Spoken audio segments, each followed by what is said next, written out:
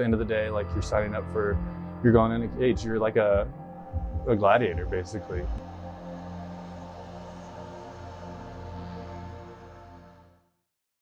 My name is Will Caldwell. I've been training Brazilian Jiu-Jitsu for almost 15 years. What got me started initially was just dealing with some depression, dealing with some heartbreak, and I needed a positive outlet. I had a roommate at the time who was a karate black belt, and he recommended to me maybe checking out a martial arts class, and I took a first one and have been hooked ever since. What we see a lot is students coming in who have maybe they haven't been in the best condition or best shape, and they can really transform their bodies. And we've had people come in and lose 50, 60 pounds, and I think it's just having that positive outlet where people are there encouraging you, helping to push you forward and get better. Mentally, I would say a lot of our adults get started for stress relief, and I think having a physical outlet can be a big part of that. I think that's something that gets lost as you get into the working world, as you think you're supposed to just do your job, go home, drink a couple beers, and go to bed. And it's like, we're meant to be more physical. So martial art can be a great outlet for that. How has jiu-jitsu improved my life? A lot of ways. For one, I noticed it a lot with my self-confidence. When I got started, I was at Texas State. I think I was 21 at the time. And I think there's something about maybe being a young man where you're like, I want to feel confident. Like if anything were to happen, I can defend myself or defend someone else. So confidence has been huge. And then what's interesting to me is where the confidence will take it. Then you start to get confident in some of these other areas, continuing to improve and grow at something that's challenging. Once you're able to see that progress in yourself in that area, then it's like, oh, okay, I can take all these steps and come plug it in on this other activity or other skill that I want to improve on. It just makes everything kind of black and white. Like I'm just taking these steps to keep pushing forward. The advice I would give to someone who wanted to start would be just show up, just start getting it in. A lot of people think I need to be in shape or I need to be at this point in my life to be able to do it.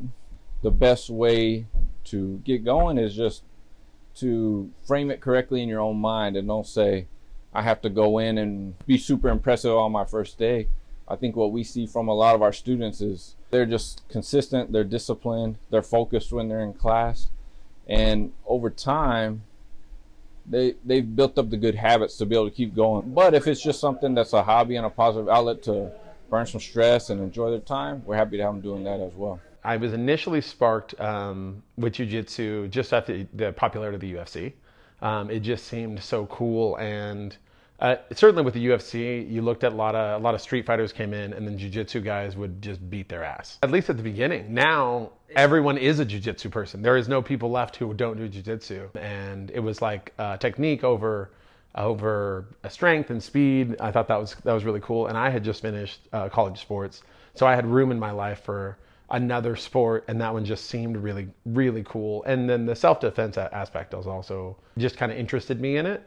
And then this most recent time, again, it was just like time in my life, I got an interest in jiu-jitsu because it's a sport I can do for a very long time. It's easy on my body. I mean, that's a great point on both the mental and the physical side.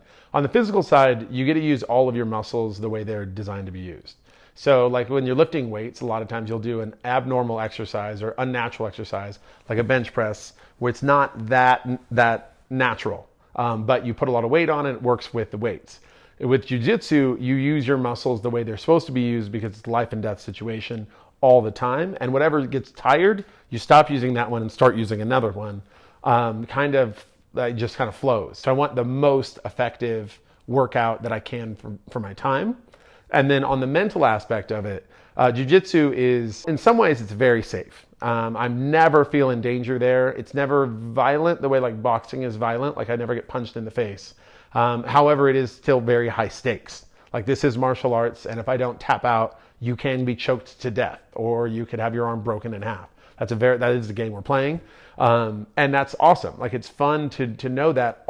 Also, you can get better over time. It's not that like a sprinter or a basketball player where you will never be an NBA player no matter how much you practice.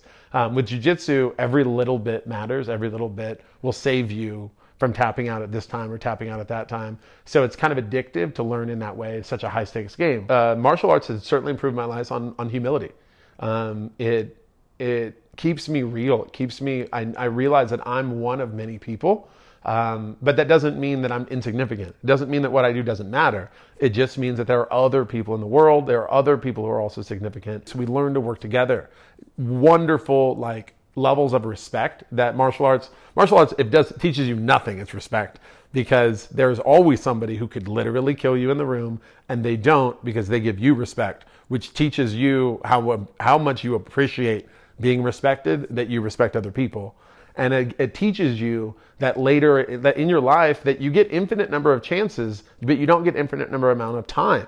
So what really costs you is not trying. That's what costs you, because you don't get this year back. But if you tried 100 times this year and failed all of them, you can still try 101. You're not out of tries. And that's really, really important for all the other successful things in life, is that you only lose for not trying. Every time you try, you always get better. You don't start from scratch. You start from experience. And jiu-jitsu reminds you all the time, and it keeps you humble. Like in jiu-jitsu, there's a guy that's like 250 pounds on top of you. You can't breathe. And it's like you're either gonna die, or you're gonna calm down and you're gonna get out of it. Or like in a boxing match, you get hit really hard and like you're like, oh shit, I kind of want to give up. But if you give up, in the real life, or in the real world, you're gonna die. 3 weeks into training, I took my first fight. I was just kind of like, hey coach, he kind of came up to me with this opportunity, and I was like, I really want to do this. This is something I'm already doing it. I might as well dive all the way in. I competed against someone that had been training for maybe I think half a year. But it was pretty much a draw, I would say. It was at his gym, so he won. I had another smoker, or it's like an unsanctioned fight. It's like the smoker's like the local term for like a low key fight, I guess. Did that, and then I had a sanctioned fight in Oklahoma in November that I lost.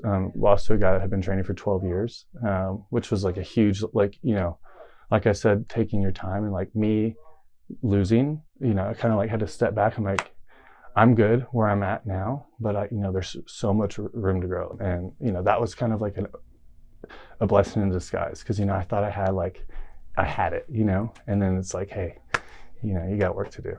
During a fight camp, so it's like, I guess it's about 6 to 8 weeks of the training up to your fight. At that point, I was training in here. I was 3 hours a day, running, and then weight. So it's about 5 hours of training a day leading up to a fight. I would say you're doing that about 4 to 5 days a week. And then the other 2 to 3 days, you're training about 2 to 3 hours a day. And maybe a rest day on one of those, just depending on how you feel. Right now, I'm coming in here about an hour, maybe 2 hours a day. And then, weights or running. So I pick one. I plan on going to Thailand in November for about 3 to 4 months. Just kind of fully embed myself in the culture, in the sport, and kind of exacerbate my learning experience. You can be a black belt, the highest black belt, and still be learning as you go. There's no limitations to mixed martial arts. You can always keep going and improving. I don't see myself really doing anything else. I've tried the school thing, didn't work out. I don't think I could do any corporate life. And yeah, my coaches said I have the ability to do it. I just got to just keep putting in the work and, not expect something to happen overnight.